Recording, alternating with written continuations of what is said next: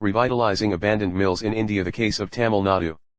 Abstract. Revitalizing abandoned buildings contributes to the preserved building's heritage value, while also providing an opportunity for a new use.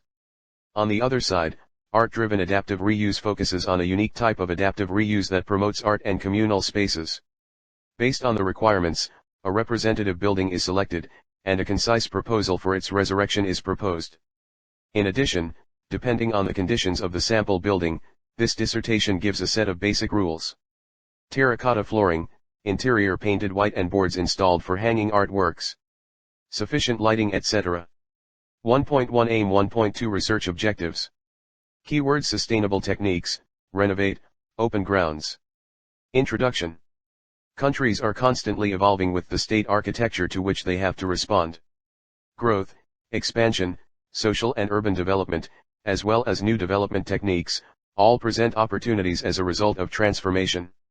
The current trend of textile milling development in Tamil Nadu, India's second largest economic region, is the subject of my research study. The idea is to keep the state's ancient fabric intact while integrating new growth. The textile sector in Tamil Nadu is a forerunner in the province's industrial development and job generation. Tamil Nadu is home to 893 of India's remaining major and medium mills. The textile industry in the private sector has an important role in the industrial sector, in terms of employment opportunities, general economic activities, and trade. Industries enable central and provincial governments to generate revenue, in addition to foreign exchange. The empty factory buildings can now be found throughout our area, which is important in architecture. Industrial buildings and structures are amazing in terms of architecture, both in terms of their size and muted ornaments. These walls that wish to tell stories about their history should never be silenced, and it is up to us to keep them forever. The goal of this study is to demonstrate the value of repurposing historic structures, which can be used as obsolete firms, and to renovate them by bringing them into the 21st century at the same time, preserving part of the memory and their vital contribution to their life course. The potential extension of life to buildings and their social and cultural significance. Transform the old mill architecture and create affordable homes, playgrounds, cafes, green spaces, and new ones. In a government that controls the economy, create new commercial initiatives. In line with the reuse of these buildings, public open spaces have been built in various recycling areas and integrated new activities that give the public access to a building that was demarcated in the past and now even after it has been abandoned. It should not be a change but a dynamic development that should be made gradually so that people can be part of this process and finally accept it. 1.3 Research question. What is the modern way of sustainable use of old mills left in the new useful buildings? 1.4.1 Problem 1. Companies build factories to produce goods in bulk. They use them to the fullest extent possible and later, they build new and larger spaces to meet the growing demand. Old buildings are often converted into warehouses, abandoned, or sold outright, the latter often lead to their demolition to develop new ones, and the cycle continues. 1.4.2 Problem 2. Existing economic power makes it difficult for mills to continue operating within the city. The textile mills are now available are the most valuable commodities in the city makes them subject to several economic and political forces. The buildings were made of basalt grey with a roof tile of Bangalore that provided strong and durable support. The industrial area should aim to preserve the memory of the area, considering that this area should serve as a historic site. 1.5 Limitations. Research is limited to the construction of a module structure, which is not a popular concept in India, so the research conducted will be very international and will be based on information in books and online. Because the study is based on a demolished structure, there is a scarcity of data on abandoned structure. Chapter 2, Literature Study. 2.1 Introduction. As a budding architect, I see that abandoned industry buildings could get redeveloped and transformed into museums, art galleries, or apartments. Tourists, artists, and journalists see the ruins of the industry as a beautiful but sad reminder of the past. When some people see ruins, others see homes in a state of disrepair. Buildings that were abandoned but not built in the past were considered modern ruins. They collapsed or became a place for criminals in society. 2.2 Types of mills abandoned in Tamil Nadu. Tamil Nadu's first wind energy plant now lies abandoned. Textile mills mainly in Coimbatore. Chemical mills. Cassette factories. 2.3 Recovery strategy. Flexible reuse. People have viewed the underdeveloped structure as an opportunity to transform it into a functional new building. Earlier it was known, gentrification. Today it is called flexible reuse. It contrasts with the redesign, which is to change the facade structure of a building. Description. The process of adapting an abandoned site or building, for a new use different than for what it was planned is known as flexible reuse. It depicts the relationship between preservation and annihilation. Instead of demolishing the building, this approach allows for the development and use of a culturally and historically valuable edifice. 2.4 Interiors restoration standards are a set of guidelines developed by the Secretary of the Interior Department, India. The building needs to be used for its historical purpose or to be relocated, which requires minimal changes in the main features of the building and its surroundings. The building's historical context must be preserved and protected.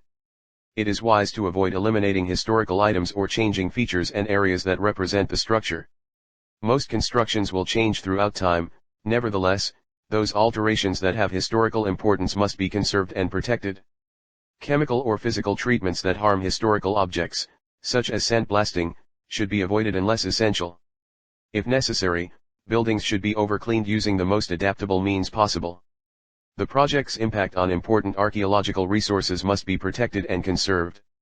Recovery steps will be implemented if such resources are affected. 2.5 Matrix of potential buildings in Tamil Nadu. Chapter 3, Case Study. There are certain parameters identified for conducting the model study. These studies have been done based on the typology of the building, reason for rejection, and community rehabilitation due to new interventions. Whether the intervention was successful at the levels or has caused loss to the society. Economic development, cultural cohesion, physical fitness, or infrastructure. 3.1 Case Study Research. Discarded buildings used for galleries and art installations around the world are as follows. Flour Mill Studios. Highline Park, New York. Pepper House, India. Therefore, there are 2 international and 1 national case study done by me. 3.1.1 Flour Mill Studios. Introduction. Flour Mill Studios is a commercial development of 47 strata studios in 19th century Crago Flour Mill in Newtown, Sydney, with common spaces and cafes. In an area with a clear industrial heritage, the flour mill is adjacent to the railway line and near to the station. Small creative firms can rent studio space at a decent cost in this development. History and heritage. History. By the time the mill has been closed, most of the machinery is removed, but the large mill, hopper, and wheel drive, and lifting equipment are still left behind. The buildings are used for storage, a dancing school, and artist studios. The mill was crumbling spaces on 4 buildings when the developer bought it, with little access from one part to another and no obvious entry. In many ways, it violated the Australian Building Code, particularly in terms of fire and safety. The Crago Flour Mill is on Marrickville Council's local historical registry. The way and the effect. The adjustment was intended to keep the digestive system active during reuse while measuring rotation.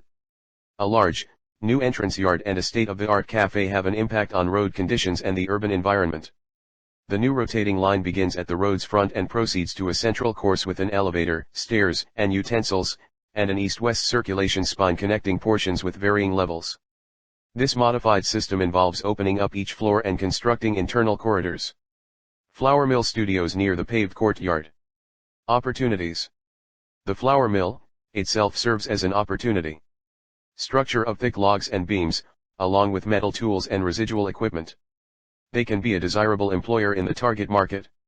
It is smarter small businesses, responsive to the beauty of the green industry and the inner city.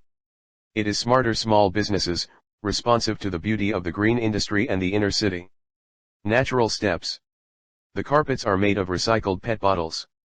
The thermal-mounted roofs have a great sustainable approach. Open comfortable windows for fresh air and active skylights and roof windows. Solar panels on the roof supply major electricity. Rainwater is collected from the roof to conserve space while also preserving it from moisture. Ultimately, reusing existing building materials and structures helps to reduce economic waste and increase sustainability. Variable reuse. Maintains a strong wood, concrete, and steel structure, a timber loading depot, and metal-clad fire doors, now painted in bright red. The rest of the apparatus, which includes huge hoppers, drive shafts, wheels, and belts within the studio grounds, as well as a 3-story pulley shaft mounted on a large rotating shaft, is protected by fire-retardant glass panels. Unnecessary detection has been deleted. It revealed the structure's true nature, produced the perspective, and enhanced the levels of natural light within. Internal partitions were removed, restoring the original volume spaces. Design features. At outside, the new balconies with a metal frame to the south and west. Restored timber windows and loading bay doors. Heritage bricks with blocked windows were reopened for better ventilation.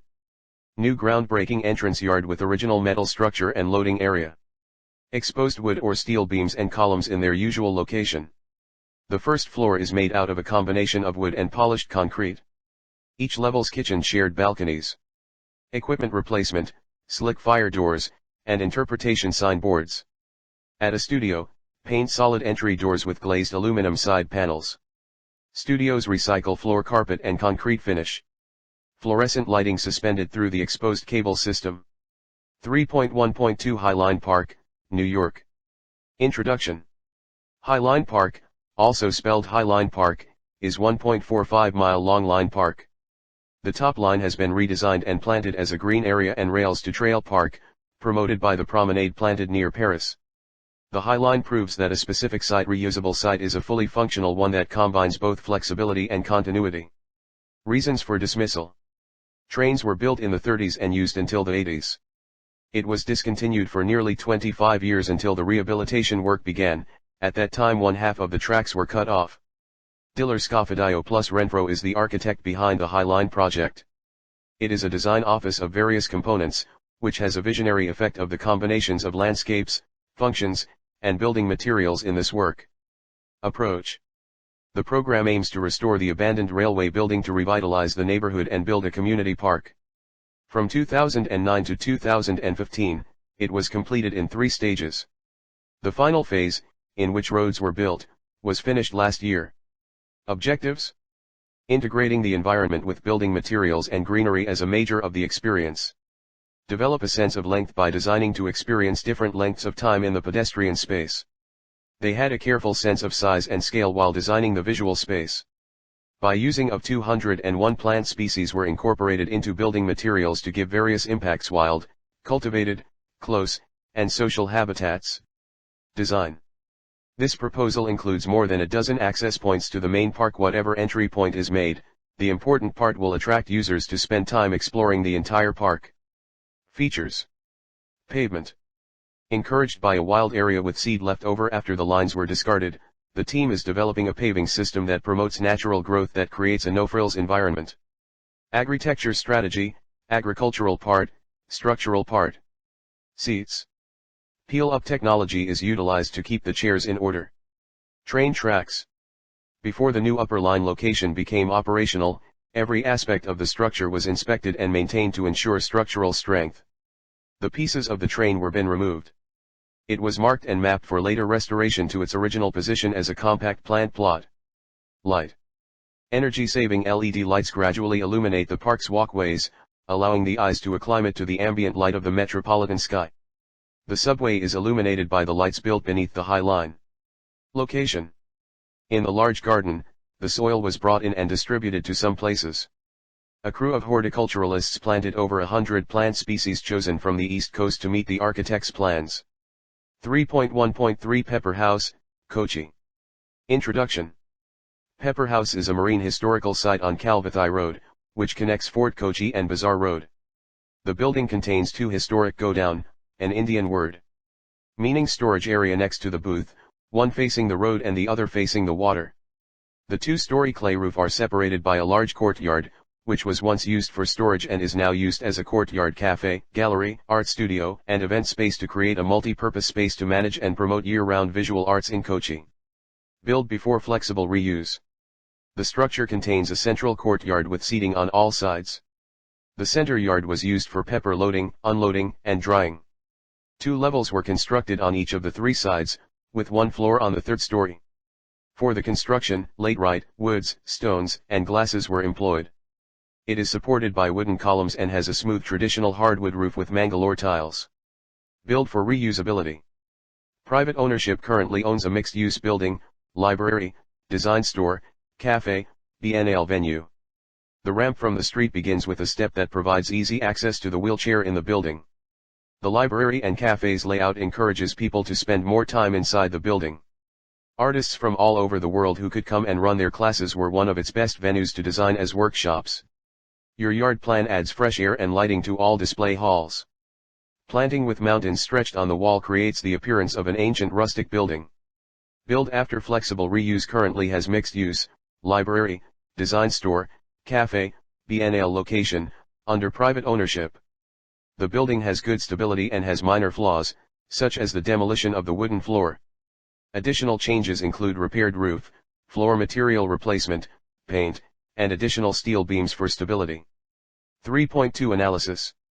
Finding the common thread. The examples of studies were selected based on what they were all connected with the industrial era and located in cities of great importance for development and trade. They are located in industrial areas but have lost their value as technology advanced. These three frameworks went through stages of abandonment where some informal renewal efforts keep them busy for a short time.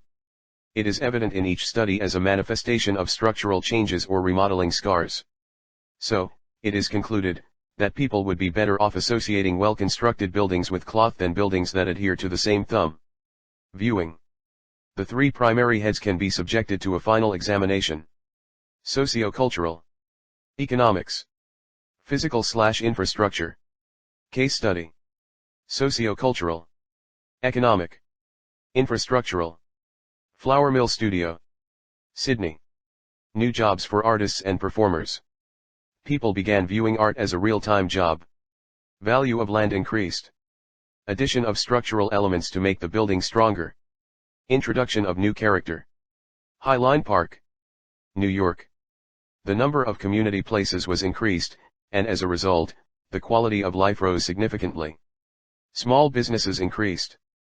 Land value increased. Old rail tracks were removed, and a contextually appropriate park was created. Kochi Biennale. Community space increased.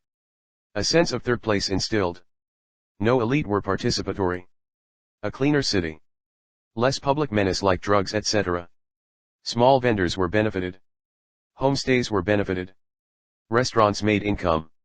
Transportation was modified for better. Old structures were mildly retrofitted, and structural components were installed where necessary. Weeds and other menaces were effectively removed. Based on the course analysis, a sample structure in the same location was chosen, and efforts were made to propose suggestions for the building's rehabilitation. Chapter 4, Live Research. Tamil Nadu Chromates and Chemicals Limited, TCCL, Factory. Since the Tamil Nadu Chromates and Chemicals Limited, TCCL, facility was closed in 1995, a lot of water has flowed down the Palar, but little has been done about the 2.27 lakh tons of chromium sludge that accumulated on its grounds. Building selection criteria. Has rich cultural significance and historic evidence linked to the building which makes it a potential property for conservation and reuse. The building is not intact, and additional deterioration can be avoided if properly cared for. Continuous maintenance is required, thus, it should be changed into something that has regular activity taking place in it.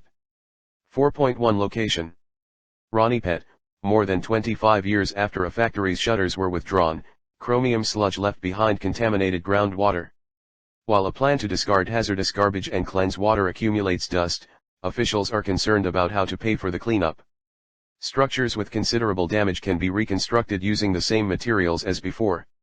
Exposed timber or steel beams and columns can be utilized for this. Reuse of existing building materials and structures. 4.2 Interiors. Can be turned into art spaces and art cafes, where diverse historic information and artist works can be shown to convey the cultural significance of the building and its surroundings. 4.3 Guidelines by government. Only minor adjustments should be made to preserve the historic character. Regular maintenance should be performed to ensure the safety of visitors.